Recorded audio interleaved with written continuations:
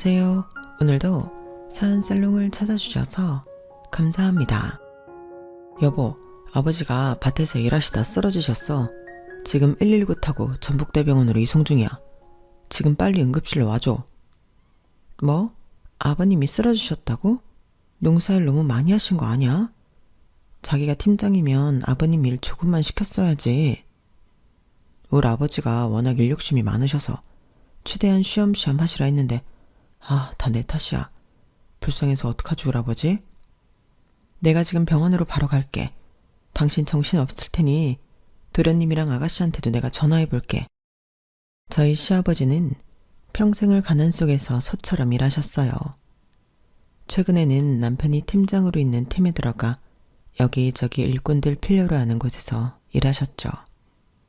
농사일 뿐만이 아니라 미장일, 도배일, 만농돈일 등 돈 되는 곳이라면 어디든지 가서 일했죠. 그러다 급기야 뇌졸중으로 쓰러지셨네요. 시어머니는 옛날에 쌍둥이 시동생들을 출산하다가 피가 멈추지 않아 돌아가셨다네요. 남편은 본인이 워낙 어릴 때 돌아가신 터라 시어머니에 대한 기억이 많지 않지만 시아버지는 따뜻한 성품에 뛰어난 미인이었던 시어머니를 평생 잊지 못하고 사시더라고요. 시어머니의 죽음 이후 시아버지는 몇십 년을 슬픔과 가난 속에 허덕이며 사셨다고 하네요. 쌍둥이들을 낳다가 시어머니가 돌아가셨으니 다 시동생들 탓이라며 시동생들을 별로 예뻐하지 않으셨죠. 시동생들이 어릴 적부터 거의 망나니 수준으로 사고를 쳤기 때문일 수도 있고요. 쌍둥이 시동생들도 아빠에게 사랑받지 못하고 있다는 생각 때문인지 시아버지에 대한 애정이 크지 않았어요. 그래도 죽을 똥 살 똥 힘들게 키워주신 부모님이 쓰러지셨으니 전 당연히 시동생들에게 바로 연락했습니다. 아가씨, 아버님이 지금 쓰러지셔서 병원으로 실려가는 중이래요. 아가씨도 지금 바로 북대병원으로 오세요. 세원이 뭐라고요? 나 친구랑 약속 있어서 나아가는 중인데 지금 병원으로 오라고요? 중요한 약속이라 취소하기 그런데 아빠는 왜 지금 쓰러져서 난리야? 일하다 더위 먹었나?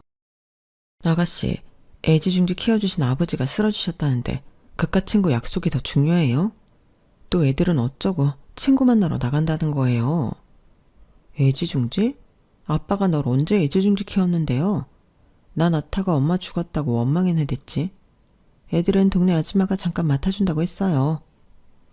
아가씨, 애가 셋이면 이제 정신 좀 차리세요.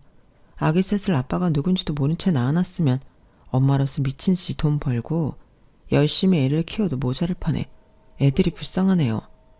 아무것도 모르는 어린 새끼들이 뭔 죄가 있나요? 그러니까 아직 애 없는 새언니가 우리 아이들 좀 봐주면 내가 일할 수 있잖아요. 안 그래요? 아가씨, 난 뭐 일 안 해요? 양말 공장에서 잔업수당 받으려고 밤 10시 넘어서까지 공장 먼지 다 마셔가며 일한다고요. 제발 정신 좀 똑바로 차려요. 나랑 동갑이니 이제 35이나 먹었잖아요. 잔소리 할 거면 전화도 하지 마요. 애도 안 봐주고 그렇다고 돈을 보태주는 것도 아니면서 더럽게 잔소리만 해대네. 아빠는 새언니나 큰오빠가 간병하든지 말든지 마음대로 하고 나한테 연락하지 마요. 아가씨, 큰오빠만 아버님 자식인가요? 왜 다 큰오빠한테만 떠넘겨요? 예상은 했지만 역시나였죠.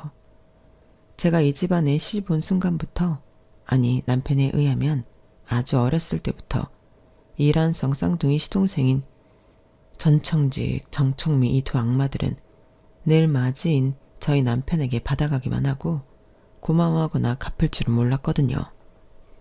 도련님의 반응도 별반 다르지 않았습니다. 도련님, 아버님이 일하시다가 쓰러지셨어요. 지금 병원으로 가고 계시는데 도련님 어디신가요? 나요? 내가 모시는 재벌가 누님이랑 데이트 중인데 굉장히 중요한 타이밍이라 지금은 못 가고 나중에 시간 나면 얼굴이나 한번 비출게요. 아마 뇌졸중으로 쓰러지신 것 같다네요. 엄청 위중한 상황일 듯한데 지금 데이트가 중요한가요? 아버님이 돌아가실 수도 있다고요. 나한텐 지금이 내 삶의 가장 중요한 순간이에요. 이렇게 돈 많은 누님은 처음 모셔보거든요. 지금 나한테 푹 빠져서 안달이 났으니 한몫 단단히 땡기면 형수님이랑 우리 큰형님 맛난 것 좀 사줄게요. 도련님, 대체 뭔 짓을 하고 다니는 거예요? 누구 등쳐먹고 다니는 거예요? 형수, 등쳐먹다뇨. 난 합법적으로 이혼녀랑 사귀고 있는 건데 나이 차이는 30살 나지만 그게 뭔 상관이야. 돈 많은 여자면 내 순정을 다 바칠 수 있다고요. 도련님, 지금 아버님이 쓰러지셨다는데 웃음이 나와요? 지금 안 오시면 평생 아버님 얼굴 못 볼 수도 있다고요. 그냥 반 원래 약했잖아. 돈도 지지들 없어서 약 한 번도 제대로 못 해먹고 가난한 양반이 자존심 하나 엄청 세서. 아빠도 우리한테 애정 없듯이 나도 아빠한테 애정 별로 없다고요. 간병 맡길 생각이면 나 그냥 부부랑 연락 끊고 잠수 탈 거임. 대체 그게 무슨 말이에요, 도련님? 아가씨나 도련님이나 친자식으로서 진짜 미친 거 아니에요? 아버님이 여태까지 키워준 은을 이딴 식으로 갚아요? 됐네요, 됐어. 이제 더 이상 시동생 취급하기도 싫으네요. 전화 끊어요. 시동생들과 통화한 저는 너무 열받아서 아버님처럼 쓰러져 버릴 것 같았어요. 쌍둥이 시동생들이 날라리 양아치들인 건 알았지만 이 정도로 개막장인 줄은 몰랐거든요. 난 조실 부모하고 외동이라 가족도 친척도 없는 핏줄이 사무치게 그리운데 시댁 식구들은 왜 이렇게 서로 미워하며 사는지 정말 슬펐어요. 어디서부터 잘못된 걸까? 가슴이 찢어질 것 같이 아팠습니다. 이라한성 쌍둥이 시동생 중 아가씨는 초등학생 때부터 가출을 일삼았다고 하네요. 남편에 의하면 동네 양아치들과 어울려 별별 해괴망측한 일을 벌이고 다녔고 뒷수습과 사과는 다 큰오빠인 남편 몫으로 돌아왔죠. 남편이 피해자들 앞에서 무릎 꿇고 눈물로 빈 적이 한두 번이 아니었다고 하니 알만하죠. 그래도 남편은 동생들 대학을 보내야 한다는 일념으로 야간고등학교를 다니며 낮에는 막노동을 했어요. 대학 가고 싶은 꿈은 애저녁에 포기하고 말이죠. 아가씨는 대학 가겠다고 재수까지 하며 비싼 돈 들여 재수학원까지 보냈지만 지방 전문대 갈 성적도 안 나왔죠. 남편이 힘들게 일하며 여동생 뒷바라지 하는 동안 아가씨는 신나게 클럽을 다니며 그 돈을 다 썼고 급기야는 임신 6개월이 됐다며 집에 기어들어왔다고 해요. 아가씨는 그렇게 22살에 생물학적 아빠도 모르는 첫 아기를 낳았어요. 그리고 그 후로 내리 2명을 더 낳아 총 3명의 성이 다른 아기를 키우게 되었죠. 아기 아빠들은 죄다 모르거나 도망가거나 연락을 끊거나 해서 그 후로도 아가씨는 혼자 셋을 키웠죠. 그 아이들만 참 불쌍할 따름이네요. 도련님은 쌍둥이 여동생보다 더 스케일 크게 고차원적으로 사고를 치고 다녔죠. 큰 형인 남편이 도저히 수습이 불가능할 정도로 어릴 적부터 소년원에 들락날락거렸고 결국엔 감방을 제 집처럼 들락거렸다고 하네요. 사기, 절도, 도박 등등 죄명도 다양했죠. 남편과 시아버지는 좁은 시골 동네 살면서 창피해서 고개를 들고 다닐 수가 없었다고 합니다. 경찰서에서 전화가 안 오는 해는 도련님이 깜빵에 들어간 해밖에 없었대요. 그쯤 되니 시아버지도 도련님을 가족은커녕 사람 취급도 안 해줬어요. 처음엔 합의금도 대주시고 하다가 어느 순간부턴 신경도 안 쓰셨죠. 경찰서입니다. 전 청직씨 보호자 되십니까? 지금 바로 경찰서로 와주셔야 할 것 같습니다. 신혼 때부터 저희 부부는 시아버지를 모시고 살았기에 시아버지의 표정만 보고도 어디서 온 전화인지 딱 알 수 있었어요. 시아버지는 남편에게 경찰서에 대신 가줄 것을 부탁하셨죠. 청연아, 네가 경찰서 좀 가봐줄 수 있겠니? 덕진 경찰서란다. 네 동생 새끼가 또 사고친 모양이야. 난 앞으로 그놈 꼴도 보기 싫으니 깜빵에서 나와도 집안으로 그놈 엄지발가락 하나도 들이지 마라. 아버지, 저도 망나니 같은 남동생 패버리고 싶을 만큼 싫지만 가족이니 어쩔 수 없잖아요. 그놈은 뱃속에서 나올 때부터 네 엄마 죽이고 나온 놈이야. 네 쌍둥이 동생들 때문에 사랑하는 내 아내가 죽었다고. 그런 주제에 맨 사고나 일으키고 갖은 망나니 짓은 다 하고 다녀? 후라질놈 같으니라고. 고얀 놈. 아버지, 엄마는 출산하다가 사고로 돌아가신 거고요. 그걸 어떻게 쌍둥이 동생들 탓을 하겠어요. 쟤네도 엄마 얼굴 알지도 못하고 불쌍한 애들이니 좀 가엾게 여겨주세요. 말썽 부릴 때는 미워도 다 같은 아버지 자식인데 좀 걷어주셔야죠. 거두는 것도 한계가 있지. 대체 몇 번째 사고를 일으키는 거냐? 이쯤 되면 사람이 아닌 걸로 쳐야지. 뒷집 영감이 키우는 돼지 닭도 못한 새끼들. 네 쌍둥이 동생들 때문에 내가 살맛이 안 난다. 살맛이 안 나. 에휴, 내가 얼른 죽어야 저 걸 안 보지. 내 소중한 와이프를 저런 버러지 같은 것들 때문에 잃다니. 내가 네 엄마를 지키기 위해 얼마나 많은 것들을 포기했는데 내 사람 돌려내. 아버님, 어머님을 아직도 잊지 못하시면 어떡하세요? 차라리 다른 여자분 만나서 데이트라도 좀 하시고 재혼도 생각해보세요. 며느리야, 재혼은 무슨 재혼이냐? 내 마지막 사랑은 네 시어머니로 끝이다. 나한테 그렇게 천사 같은 사람은 더 있을 수 없어. 큰아들놈한테 자꾸 떠넘겨서 정말 미안하지만 난 청직이 청미, 이 두 쌍둥이들은 더 이상 꼴도 보기 싫다. 이렇게 시아버지는 시동생들을 또 외면하셨고 결국 또 남편이 경찰서 가서 울고불고 빌었지만 도련님은 감방행을 면할 수 없었죠. 남편도 애시당초 시동생들을 매정하게 끊어내야 했을까요? 맞이랍시고 열심히 벌어서 쌍둥이 동생들 사고 수습하는데 평생 번 돈이 다 들어가기 일쑤였죠. 도련님은 맨날 우리 부부에게 돈 달란 소리를 입에 달고 살더군요. 도련님이 원하는 돈을 다 주진 않았지만 그 많은 돈이 대체 어디에 필요한지 궁금해 남편이 뒤를 캐보니 급기야 도박에까지 손을 대고 있더군요. 시동생 둘이 아주 대환장 파티를 벌이고 있었습니다. 그러니 밑빠진 독에 물붓기였죠. 아무리 큰아들이라도 남편이 어떻게 평생을 버틸 수 있었는지 참 대단하게 느껴질 정도였어요. 남편과 저는 죽을 때까지 흙수저, 아니 이 똥수까지는 빠져나갈 수 없을 것 같이 느껴졌습니다. 저는 초등학교 5학년 때 사고로 부모님을 잃고 중학생 때부터 다니던 양말 공장이 지긋지긋했어요. 시급이 워낙 짜서 하루 종일 일해도 몇 푼 주어지는 돈은 너무 적었거든요. 자는 시간 외에는 거의 공장 미싱대에 매달려 있었기에 전 나이 30이 가까워지도록 모쏠이었습니다. 바로 옆에서 함께 미싱 돌리던 친한 언니는 그런 저를 안타까워했어요. 그 언니 이름은 미자, 저는 미현. 우린 이름도 비슷하다며 친자매처럼 참 친하게 지냈어요. 그러던 어느 날 언니는 남자를 한번 만나보지 않겠냐며 소개팅 주선을 하더군요. 미연아, 너 남자 한 명 만나보지 않을래? 우리 남편이 신용불량자 벗어나 보겠다고 요즘 이 일 저 일 가리지 않고 다니거든. 그 팀의 팀장인데 나이는 좀 많아도 착하고 성실하다네. 다른 팀장들은 아주 고약스럽다는데 이 사람은 아주 진국이래. 난 돈도 없고 거의 고아나 다름없는데 이런 날 만나줄 남자가 있을까? 야, 김미연, 이 양말 공장 총각들이 100이면 100 다 너한테 대시했는데 네가 다 깠잖아. 네 키에 외모면 미스코리아 나가도 당선되겠다. 무슨 미스코리아야 언니. 난 성품을 중요시하니까 착하면 한번 만나볼게. 착하다곤 하지만 저랑 10살 차이가 나는 사람이라고 들어서 별 기대는 없이 소개팅에 나갔어요. 첫눈에 완전히 아재처럼 느껴졌긴 했지만 그의 순박한 모습이 싫지 않더라고요. 안녕하세요. 전 청현이라고 합니다.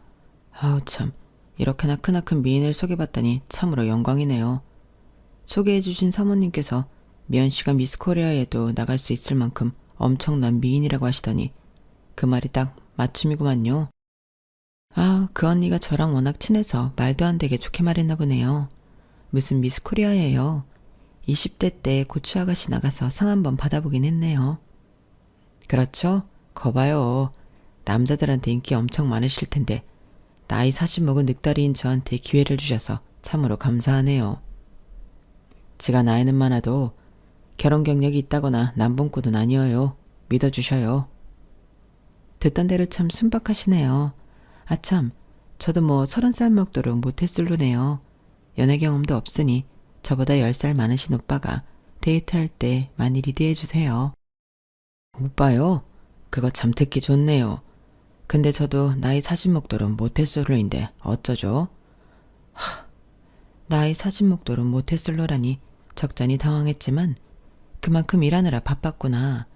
나처럼 흙수저인가 보다 라는 생각이 들더라고요. 등치만 껐지 제 앞에서 땀 삐질삐질 흘리며 긴장하는 그 남자가 오히려 귀여워 보이기까지 했어요. 인연이 닿으려고 모든 게 좋게 보였나 봅니다. 둘 다 집안 사정이 고만고만한 사람들끼리 만났으니 서로 누가 더 낫고 어쩌고 잴 필요도 없이 연애와 결혼이 일사천리로 진행되었죠. 다행히 시아버지께선 절 며느리로 반겨주셨고 없는 살림에 결혼 선물로 웬 금덩이 하나를 주시더군요. 이래도 귀한 처자가 우리 집에 큰 며느리로 들어오게 됐으니 내가 너무 신이 나서 동네방네 춤이라도 덩실덩실 추고 싶구나. 며느리야, 내가 다른 건 못해줘도 이 금덩이 하나 너한테 주고 싶구나. 결혼 선물로 말이다. 우리 집에 와줘서 고맙구나. 어머 아버님, 이렇게 귀한 걸 저한테 주시다니. 저 이런 거 안 받아도 아버님 잘 모실게요. 한 집에 살게 해주신 것만 해도 감사한데 금덩이는 넣어두셔요. 받은 걸로 할게요 아버님. 아니다. 찢어지게 가난한 이 집안에 시집와준 것만 해도 너무 고마워서 내가 절이라도 하고 싶구나. 네 시동생들도 있지만 내가 진짜 자식으로 믿고 의지하는 건 우리 큰아들 뿐이야. 너희만 잘 살면 된다. 한 집에 살아도 나한테 잘할 필요 없어. 네 금덩이 꼭 받아다오.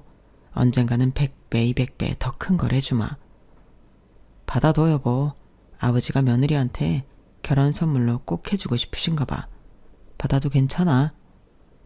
고맙습니다 아버님. 제가 안 쓰고 꼭 간직하고 있을게요. 전 부모님이나 형제가 없으니 아버님을 진짜 아버지처럼 공경하며 살겠습니다. 우리 며느리가 말도 참 예쁘게 하는구나. 고맙다. 시아버지로부터 이토록 따뜻한 환영을 받았지만 결혼이 가까워질수록 초등학교 때 돌아가신 엄마 아버지가 미치도록 그립더군요. 동시에 닥치는 대로 돈을 벌어야 했던 과거가 떠올라 너무 서글펐어요. 한 명의 인격체로서 여자로서의 내 삶은 손톱만큼도 찾아볼 수 없었던 내 과거를 뒤로하고 새하얀 웨딩드레스도 입어보며 한 남자의 아내로 다시 태어나는 것이 행복하기도 했습니다. 쌍둥이 시동생들이 저희 부부를 보고 부러웠던 걸까요? 저희 결혼 이후 줄줄이 결혼을 선언하더군요. 그런데 그 결혼 상대들이 하나같이 참 별로였습니다. 오빠, 새언니, 나도 결혼해요. 큰오빠가 결혼해서 깨복꿈에 사는 거 보니 너무너무 부럽더라고. 나도 이제 행복해지려고. 뭐? 갑자기 무슨 결혼? 성이 다른 애셋 딸린 엄마를 받아주는 남자가 있더냐? 큰오빠, 시닥조 전에 웬 악담을 퍼부어? 내 미모에 그 어떤 악조건이라도 남자들이 줄줄 따르는 게 당연하지. 심지어 이번엔 직업도 있는 남자라고? 무슨 일 하는 사람인데 제대로 된 남자인 거야? 너 애셋 있는 건 다 알고? 당연하지. 막노동이긴 해도 정기적으로 일하러 다닌 사람인 건 확실해. 우리 애들하고도 잘 놀아주더라고. 막노동? 그냥 일용직 아니고 애셋 데리고 살려면 보통 힘든 일이 아닐 텐데 당최 괜찮은 남자인 거야? 믿을 수가 있어야지 원. 그럼 당연하지. 이번엔 도망 안 갈 남자가 확실해. 나한테 완전히 푹 빠졌다고. 제발 한 남자한테 정착해서 안정적으로 살아라. 너 만약 이 결혼 1년이라도 잘 유지하면 이 큰오빠가 1,000만 원 대줄 테니 애들 생활비에 써.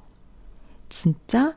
당연히 100년으로 하지. 날 뭘로 보는 거야 큰오빠. 진짜 1,000만 원 주는 거지. 그럼 1년만 기다려. 내가 아주 잘 살아줄 테니. 에휴, 네 과거가 하도 화려해서 못 믿어와서 그렇다. 그 남자가 진짜 괜찮은지 어쩐지 모르겠지만 돈이나 안 뺏기면 다행이지. 에휴. 아니나 다를까 우리 부부에게 결혼 선언한 지 딱 100일 만에 아가씨는 다시금 찾아와 눈물로 호소했어요. 그 남자가 기존에 조금 모아놨던 현금까지 싹 들고 튀었다면서요. 경찰에 신고했지만 잡기 힘들 거라고 하더군요. 이미 필리핀으로 도망갔다면서요. 그럼 그렇지. 막장 신우이가 하는 짓은 늘 무엇을 상상하든 그 이상이었죠.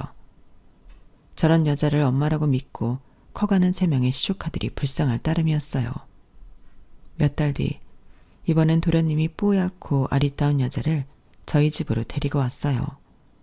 결혼할 상대라고 소개하더군요. 남편과 저 시아버지는 적잖이 당황했지만 과일도 내주며 손님 대접을 했죠. 시댁 식구들과 그 여자가 대화를 나눌 동안 스커트를 입은 그 여자 다리 쪽에 검은 게 묻은 것 같아서 전 얼른 물티슈를 가져다 주었어요. 그런데 가까이서 보니 하얗고 가냘픈 다리에 웬 용문신이 까맣게 새겨졌더군요. 저 예쁜 다리에 웬 용문신이.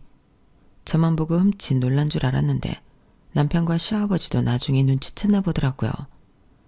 그 여자 먼저 집에 보낸 후 남편은 도련님에게 따져 물었습니다. 야, 대체 저 여자는 다리에 웬 용문신에 직업도 없다고 하고 뭔 생각으로 결혼하겠다는 거야? 어떤 여자인 거야? 형, 저 여자 아버지가 도박계의 전설이야. 레전드라고 레전드. 돈 겁나 많아서 차도 벤츠 끌고 다니고 강남에 빌딩도 있대. 뭐? 도박하는 남자 딸이라고? 아유, 이 화상아. 어쩌려고 저런 여자를 꼬셔서 결혼을 하겠다고. 그리고 너 아직도 도박해? 그렇게 깜빵을 드나들고도 아직도 정신 못 차렸어? 형, 더 대박인 건 뭔지 알아? 그 여자 아버지가 생명줄이 오늘 내일 한다는 거야. 곧 죽을 사람인데 저 여자가 외동딸이거든. 고로 내가 저 여자랑 혼인하는 순간 나한테도 콩고물이 떨어질 거란 거지. 그게 네 재산도 아니고 사람 목숨 네가 주관할 수 있는 것도 아닌데 잘 알지도 못하는 늙은이 유산을 네가 왜 바래? 좀 사람답게 살아. 인간답게. 그냥 형이 나 때문에 고생한 거 다 아니깐 이번 결혼 성사되고 유산 좀 받으면 형이랑 현수못으로 한 몇천 떼줄게. 제발 정신 좀 차려라 이 새끼야. 괴물 같은 이놈이랑 결혼한다는 저 여자도 참으로 불쌍하다. 대체 생각이 있는 여자냐 없는 여자냐? 그런데 뛰는 놈 위에 나는 놈이 있다고 다리에 용문신이 있던 그 여자는 도련님보다 한 수 위의 사기꾼이었어요. 그 여자가 말한 부자 아버지에 대한 말은 다 거짓말이었고 예쁘장하게 생긴 미모로 여러 남자들을 등쳐먹는 여자였더군요. 도련님도 그 여자의 타깃이 되어 한 몇천 털리고 나서야 정신을 차리고 빈털터리가 되어 저희 부부를 다시 찾아왔습니다. 형, 형수, 세상에 어떻게 이런 일이 있을 수 있어요? 돈 2천이 전 재산인 나한테 못 빼먹을 게 있다고. 온몸이 문신으로 뒤덮인 거 보고 알아차렸어야 하는데 그 여자 진짜 잔인하다. 그쵸? 난 앞으로 어떻게 살아야 해요? 내 피 같은 돈 2천만 원 어떻게 해? 야, 이 미친놈아. 대가리는 장식으로 달고 다니냐? 그 여자가 널 진심으로 사랑한다고 생각한 거야? 뭐야? 네가 돈이 많아 얼굴이 잘났어. 뭐 볼 게 있다고? 넌 천벌 받은 거야 이놈아. 네가 지금까지 사기치고 다닌 사람들 생각해봐. 속 터지는 피해자들 맘을 이제야 알겠냐? 100번 1000번 당해도 싸다 싸. 그냥 나 돈 좀 줘. 그동안 형수랑 성실하게 일해서 돈도 좀 모았을 거 아니야. 한 1000만 원이라도 대주면 안 될까? 내가 갈 곳이 없어서 그래. 얼른 보증금이라도 하게. 우리 부부가 넣어줄 돈이 어디냐? 지금까지 쌍둥이 이내한테 뜯긴 돈만 해도 한 7천만 원은 좋게 넘을 거다. 1000만 원 없으면 한 500이라도 주면 안 될까? 다음에 꼭 갚을게. 네가 갚는다고 하고 10원짜리 하나라도 갚은 적 있냐? 내 인생에 도움이 하나 안 되는 것들. 가족이라는 미명하에 나한테 희생만 바라는 것들. 버러지 같은 것들 꺼져버려 이 새끼야. 참내 큰형. 결혼했다고 입 싹 닫기야? 이젠 옆에 형수도 있겠다. 내가 가족도 아니라는 거야? 어디 배우자 없는 놈은 서러워서 살겠나. 더럽고 치사해서 집 나간다. 앞으로 나 찾지 마쇼. 후회하지 말라고. 이렇게 큰 소리 뻥뻥 치며 연락 끊자 해놓고 돈 떨어지면 어김없이 남편에게 찾아와 돈 요구를 했어요. 쌍둥이 시동생들 둘 다 쌍으로 말이죠. 남편은 맞으라는 이유로 시동생들에게 참으로 많은 걸 희생하고 살았죠. 우리 부부는 돈 좀 모아서 지금 살고 있는 시골 시댁에서 나와 아파트 전세로 이사가자고 계획하고는 아기 갖는 걸 좀 미뤘어요. 그러던 중 제가 35, 남편이 45 되던 해에 시아버지가 쓰러지셨네요. 그때로부터 정확히 5년 5개월 동안의 간병이 시작되었죠. 쌍둥이 시동생들은 시아버지가 쓰러졌다는 소식을 듣고도 병문안 한 번을 오지 않았어요. 그때까지의 행태를 보면 뭐 당연한 거였는지도 모르죠. 제가 너무 힘들 때 교대에서 간병하자고 제안했다가 그나마 뜸하던 연락이 모조리 끊겨버렸습니다. 기가 차더군요. 돈 떨어졌을 때, 사고 쳤을 때, 다급하게 연락해서 남편과 저희 도움을 구할 땐 언제고 힘든 시기에 SOS를 치니 뒤도 안 돌아보고 매몰차게 연락을 씹어버리다뇨. 남편의 동생들이었지만 사람 새끼가 아닌 것 같았어요. 아무것도 없던 저를 따뜻하게 받아주시고 없는 살림에 금덩이까지 주시며 예뻐해 주시던 시아버지가 쓰러지셨으니 너무 슬펐어요. 어찌 보면 5년 5개월간의 간병이 힘들었다기보단 친부모처럼 의지하던 시아버지가 거의 반시체처럼 누워 계신다는 사실이 절 더욱 처참하게 만들었던 것 같아요. 우리 간병하느라 너무 힘들지 자기야. 내가 남편으로서 진짜 면목이 없어. 난 돈 벌어야 하니 주말도 없이 일해야 해서 간병 못 도와줘서 정말 미안해. 시아버지 병수발 되는 게 보통 일이 아닌데 대출이라도 받아서 간병인이라도 쓸까? 자기 몸이 너무 축나는 것 같아서. 아유 됐어요 여보. 내가 옆에 있으면 되지. 비싼 간병인을 왜 써. 나한테 천사같이 잘해주시던 아버님이 저렇게 되시니 마음이 안 좋긴 하지만 그래도 결혼할 때 친부모님처럼 섬긴다고 했는데 그 약속 지켜야지. 내가 천사랑 결혼했네 그려. 내가 건너집 심씨 아저씨한테 잉어 한 마리 부탁했어. 그 아재가 낚시 잘하잖아. 그거 푹 구워서 자기랑 아버지랑 나눠 먹어. 내 거 남기지 말고. 알았지? 그래 여보. 자기도 마음이 안 좋을 텐데 늘 내 걱정해줘서 고맙네. 잉어 먹고 힘내서 아버님 더 잘 돌볼게. 발이라도 참 고맙구만. 아참.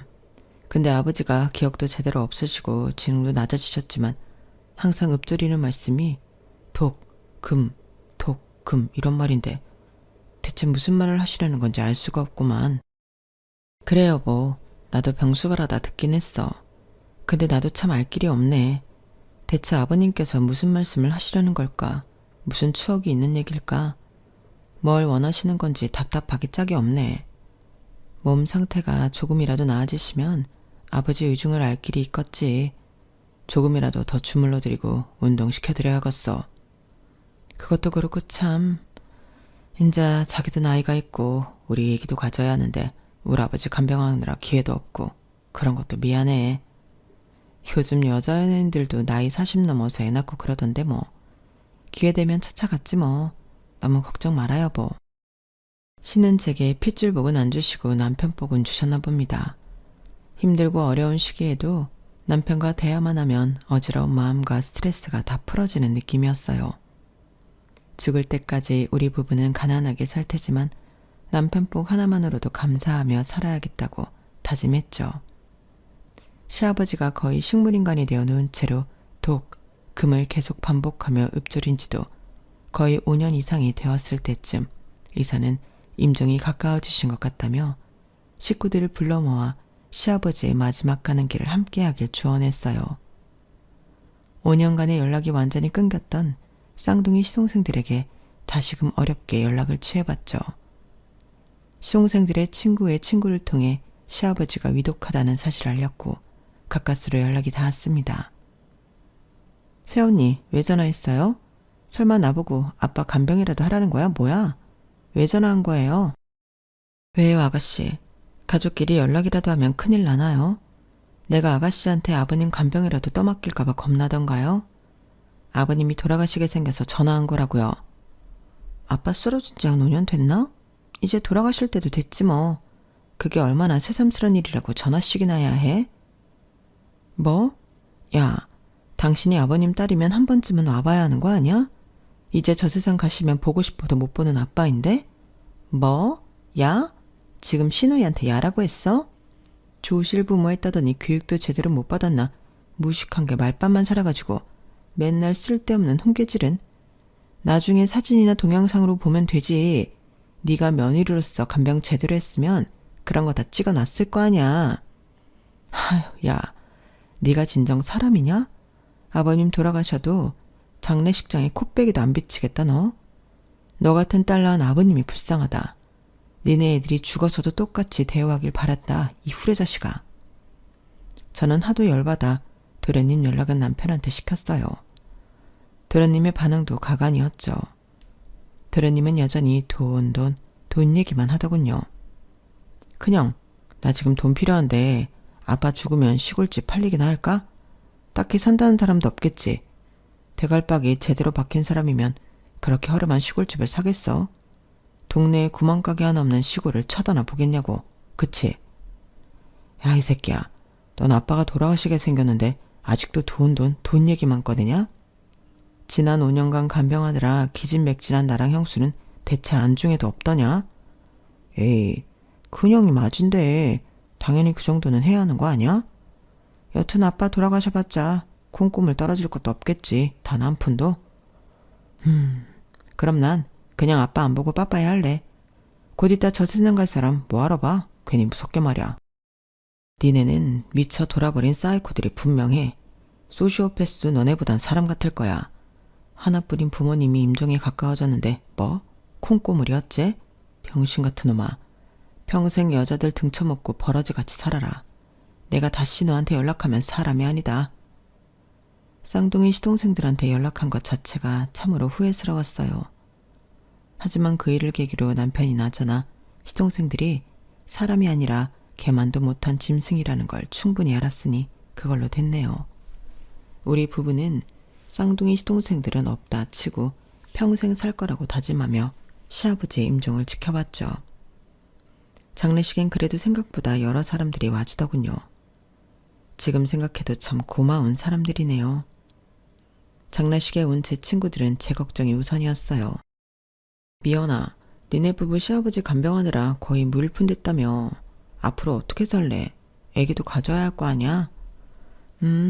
남편이랑 힘을 합쳐 다시 벌어 모으면 되지 뭐. 아버님 병원비로 한 달에 몇백씩 나간 거 전혀 아깝지 않아. 내가 들어보니 시아버지 투병 생활이 완전히 돈 먹는 하마였던데 그 어른이 돌아가시니 시원섭섭하지? 장례식에 온 사람들이 하나같이 오랜 간병 생활에 지친 우리 부부에게 시원섭섭하냐는 질문을 참 많이 했어요. 하지만 전 전혀 시원하지 않았고 보통의 장례식처럼 마냥 슬프고 벌써부터 아버님이 보고 싶고 그랬었죠. 장례식 일주일 후 집에서 남편과 함께 시아버지의 흔적을 정리하며 슬픔을 추스르고 있는데 웬 돈이 많아 보이는 아줌마가 운전기사를 대동하고 찾아왔습니다. 여기가 얼마 전 돌아가셨다는 전성국씨 댁 맞나요? 네, 저희 아버지가 전성국씨 맞습니다만 누구신가요? 아, 그럼 큰아들 전청현, 청현이 맞지? 반가워요. 나 기억 안 나니? 나 전성국씨 여동생이에요. 청현이한텐 고모 되겠네? 고모님이요? 아버지는 외동아들이시고 부모님들도 다 일찌감치 돌아가셨다고 하던데요. 혹시 잘못 찾아오신 건 아닌가요? 아니야. 우리 아버지가 80까지 사셨는데 네 아빠랑 서로 사이가 엄청 안 좋았어. 그래서 왕래가 거의 없었지. 너무 충격이었습니다. 갑자기 찾아온 남편의 고모라는 사람은 너무 신기하게도 시아버지와 제 남편과도 붕어빵이었어요. 지나가다 봐도 알아볼 수 있을 정도였죠. 그런데 그 뒤로 장장 몇 시간에 걸쳐 시고모님이 들려주신 비하인드 스토리가 더욱더 충격적이었어요. 우리 집은 대대로 엄청난 부자였어. 지금으로 따지면 몇천억 부자랄까? 우리 아버지는 돈을 보고 줄줄 따르는 여자들과 바람이 났고 그걸 지켜보던 우리 엄마는 정신병에 걸려버렸지. 아버지는 그런 엄마를 정신병원에 감금시켰고 엄마는 차디찬 병원에서 생을 마감하셨어. 그 과정을 지켜본 나랑 오빠는 엄청난 충격을 받았지만 난 그래도 돈 많은 아버지 밑에서 부귀영화를 누리며 살았고 오빠는 그 길로 뛰쳐나가 우리 집안과 연락을 끊어버렸지. 그 후로 엄청 가난한 여자랑 결혼했단 얘긴 들었는데 와이프가 쌍둥이 낳다가 죽었대서 내가 장례식장에 갔던 거야. 거기서 꼬마인 널 봤었지. 아마 그때 너무 어렸어서 고모인 날 기억 못하겠지만. 아버지 집안이 부자였다고요? 우리 아버지는 평생 노동일하며 찢어지게 가난하고 힘들게 사셨어요. 왜 부자인 집안에서 아버지를 도와주지 않은 거죠? 우리 가족은 배고픔 속에서 너무너무 힘들게 버텨왔다고요. 뛰쳐나간 네 아빠를 괘씸하게 여기셨지만 우리 아버지는 끝까지 도와주려고 하셨어. 그게 바로 오늘 내가 온 이유야. 네 아빠가 여동생인 나까지도 너무 싫어해서 그동안 연락 끊고 살았지만 이 사실은 알려줘야 할 것 같아서 말이야. 대체 왜 이제야 오신 거죠? 이미 아빠는 돌아가시고 없는데 말이죠. 다행히 이 시골집을 팔거나 새로 짓지 않고 그대로 살고 있구나. 천만 다행이다. 자, 내가 인부를 불러올 테니 단장 뒷마당을 파보도록 하자꾸나. 워낙 비밀에 붙여진 일이라 내가 많은 돈을 써서 인부들 입단속을 단단히 해뒀으니 너도 땅 파고 너무 놀라지 않도록 해. 땅을 판다고요? 멀쩡한 집 뒷마당을 왜 파본다는 거죠? 거기에 무슨 금덩이라도 들었나요? 그래, 네 말이 맞아. 최소한 100억 이상의 금덩이가 장독에 묻혀 있을 거야. 참으로 독한 양반이지 네 아빠. 자존심 탓에 그 금을 쓰지도 않고 묻어놓다니 앞뒤 꽉 막힌 바보 같으니라고. 뭐라고요? 장독에 금을 묻어놔요? 어쩐지 아빠가 돌아가시 전에 독금을 그렇게 읊조리시더니 장독에 금이 있다는 얘기를 하고 싶으신 거였군요. 그래도 아빠가 큰할인이 널 아꼈나 보다. 너에게 금덩이들을 전해주고 싶었나 봐. 잠시 후 인부들이 도착했고 조용히 신속하게 땅을 파더니 장독 수십 개를 꺼내더군요. 떨리는 마음으로 장독 뚜껑을 열어보니 TV에서나 보던 금덩이가 끝도 없이 쏟아져 나왔습니다. 심장은 두근두근 뛰고 사지에서 힘이 빠지더라고요. 저와 남편은 더 이상 서 있을 힘조차 없어서 같이 땅바닥에 주저앉아 버렸어요. 시고모님은 24시간 경호원 5명과 대량의 금처분을 도와줄 전문가를 붙여주었죠. 그 전문가의 조언에 따라 우리 부부는 며칠 내로 금을 처분했어요. 현금으로 바꾼 금은 총 120억. 꿈에서도 생각해 본 적 없는 돈에 남편과 저는 웃지도 울지도 않고 멍하니 며칠을 보냈답니다. 시고모님의 도움은 거기서 끝이 나지 않았고 현금으로 가지고 있기보다는 좀 더 안정적인 부동산에 투자하기를 권했어요. 우리 부부는 부동산의 부자도 모른다고 하니 건물 투자 전문가를 소개시켜줘서 서울 강남 여기저기를 함께 다니게 했죠. 그 전문가가 소개해준 단독주택을 보고 처음엔 조금 실망했어요. 강남엔 세련된 건물만 있는 줄 알았는데 허름하기 짝이 없는 2층짜리 주택이었거든요. 그러나 전문가의 조언대로 그 주택을 헐고 신축 공사를 해서 지하 1층, 지상 5층의 삐까뻔쩍한 건물을 완성했어요. 그 근처가 명품샵이 쫙 있는 거리였기에 우리 건물에도 명품샵을 입점시켰고 건물 가치와 땅값은 미친 듯이 오르기 시작했어요. 그게 벌써 8년 전 얘기네요. 당시 공사비까지 총 120억이 들어갔는데 현재 가치 400억짜리 건물이 되었습니다. 서울 강남 부동산 가격이 참 무섭더라고요. 아참, 건물 공사가 끝날 때쯤 40살이 된 저한테 아기 천사가 찾아와서 현재 초등학생이 되었네요. 눈에 넣어도 안 아플 떡두꺼비 같은 아들이에요. 요즘은 딸을 최고로 쳐준다는데 아직까지 저한테 아들은 마냥 사랑스럽기만 하네요. 시고모님은 땅값과 건물값도 많이 올랐고 아들도 낳았으니 이제 본인 가족들이 살고 있는 미국으로 이민 가서 아들 교육시키며 같이 살지 않겠냐는 제안을 하셨어요. 시고모님의 아들이 캘리포니아의 부촌인 비버리 일즈에서 의사로 잘 살고 있다고 하시면서요. 저희는 낯선 미국에 대한 두려움도 있었지만 하나뿐인 우리 아들에게 세계적으로 최고의 교육을 시키고 싶었어요. 이렇게 덩치 큰 400억짜리 건물을 살 사람이 있을까 싶었는데 참 쓸데없는 걱정이었습니다. 대한민국에 돈 많은 사람은 차고 넘치더라고요. 부동산 매물로 내놓은 지 딱 3일 만에 강남 압구정 우리 건물은 어떤 준재벌집 07년생 아들한테 팔렸어요. 20살도 안 된 아이와 마주 앉아 400억짜리 매매계약서를 쓰는데 웃음밖에 안 나오더군요. 이 건물은 고등학교 입학 선물로 아빠가 사주시는 거라네요.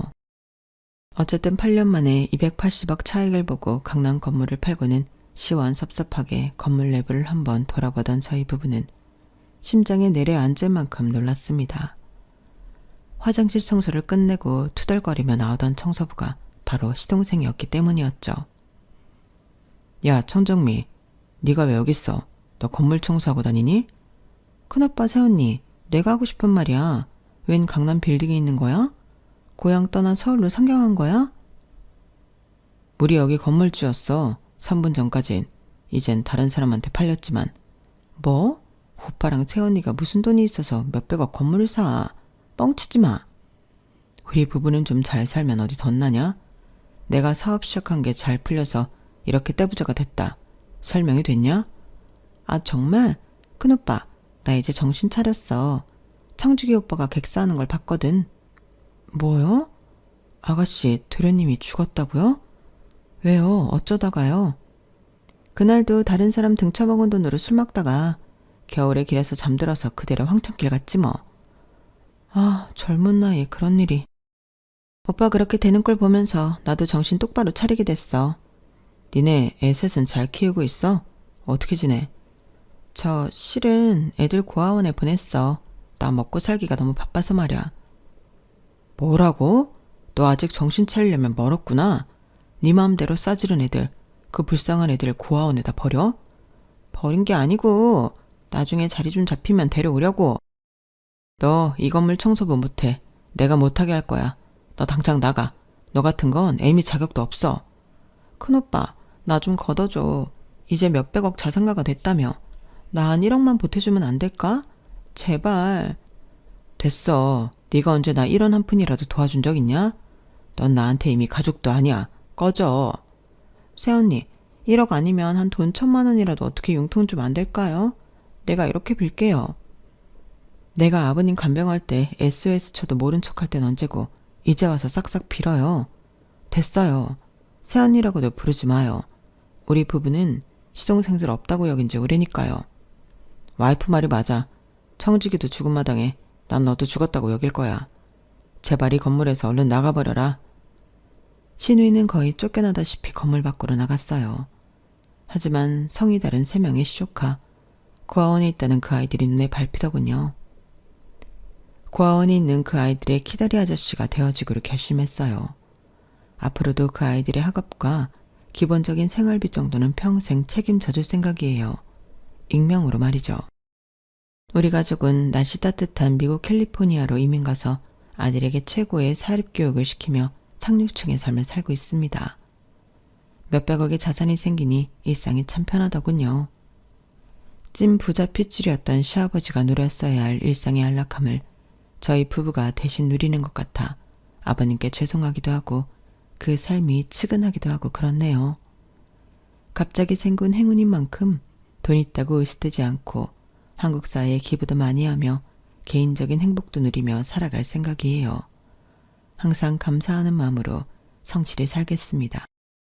여러분께도 기분 좋은 행운들이 많길 바라며 행복하세요. 여러분, 사연 댓글에 응원과 현명한 조언 부탁드려요. 좋아요와 구독은 저에게 큰 힘이 됩니다. 오늘도 좋은 일 가득하세요.